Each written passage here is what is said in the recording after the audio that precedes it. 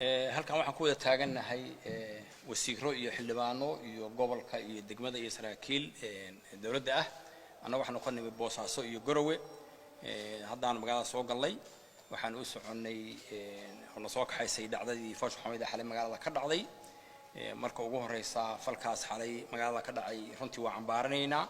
wuxuu ahaa fal xun oo doqonnimo ah oo dad shacab ah oo nabad ku jooga magaalada lagu weeraray waxaan u tacsiyeenaynaa dadkii ay wax ka soo gaareen ee shacabka ahaa ee waxyeelada ku soo gaadhay iyo hantidii dadka ay kaga burburtay intaba waxaanu leenahay waa in la hor keenaa sharciga dadkii shakhsiyaadkii waxa ka dameeyay waan ahayn shakhsiyaad cidna si toos ah u matala inta ka bacdi halkaan magaalada wada degan yahay weeye magaalada nabada weeye caasimadii gobolka weeye waxa ku wada jooga laba maamul oo Galmudug iyo Puntland labada maamul waxay ku wada joogaan nabad bayna ka wada shaqeynayaan arrinta nabadgelyaduna waa arrin ay meel uga soo wada jeegaan labada maamul oo loo baahan yahay in si wada shir looga shaqeeyo falalka noocaas oo kalena meelna uga banaana noloshaan iyo dadkan iyo magaaladiisa iyo dawladnimadan arrintaas waxa la rabaa marka arrimihii hore u taagnaa oo ka dhaxeeyay labada beelood oo sheekadeedu socotay oo hadaladu ka socdeen waxaan rabnaa in la dardar geliyo gudiyadii ku jiray ay shaqadii si firfircoon arrinta loo dhaqaajiyo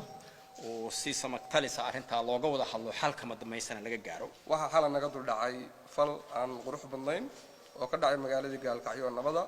sida wasiirada iyo u sheegeenna waxaan diyaar u nahay labada maamul inaan u tacsiyeeno maamulka Puntland dhankayna u tacsiyeeno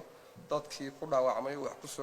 ku soo gaareen ilaahay inuu boogadhayo caafimaad sare casiyo xanuunkan la qaybsanayna iyo dhammaan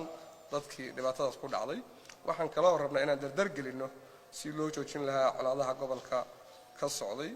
sanadkan ugu dambeeyay oo dhameystiran waqti badan baan isku hawlay meel fiican bay marayaan waxaan codsanaynaa inaan dardar geliyo in wada hadalkii beelaha ee galbeedka ka socday la dardar geliyo gudiyada farsamada ay shaqeeyaan dadka waxgalka ka soo jeeda labada beeloodna iyo dadka gobolka degan ay nabadda u hiliyaan oo qayb ka noqdaan oo nagala shaqeeyaan ciidamada amniga Galmudug iyo Puntland waxaan faraynaa inay sugaan ammaanka magaalada Gaalkacyo si boqolkiiba ammaanka ay sugaan galbeedka haday noqoto iyo haday magaalada noqoto dhacdooyinka soo noqonaya waa in tilaabo sax laga qaadaa oo dawladeed waqti jihooyin badan ku fiirinay oo ah in nabad ku imaan karno waxaan u baahanahay jaah ka bedel inaan qaadano oo go'aamo qaadano go'aamo inaan qaadano gobolka nabad looga dhigaya ayadaan xoojinaynaa waa u tacsiyeena dadkii halka wax ka soo gaareen magaalada nabada oo labada gedi dad wax wada gadanaya darisa guriyo isku dhagan yihiin in xabad laga dhex bilaabo wax sax ma aha meesha hooyada caanaha ku gadanaysa dawladuhu tilaabay ka qaadayaan cid kasto ay ku cadaato falka inay ka dambeysay aad iyo aad u maasantii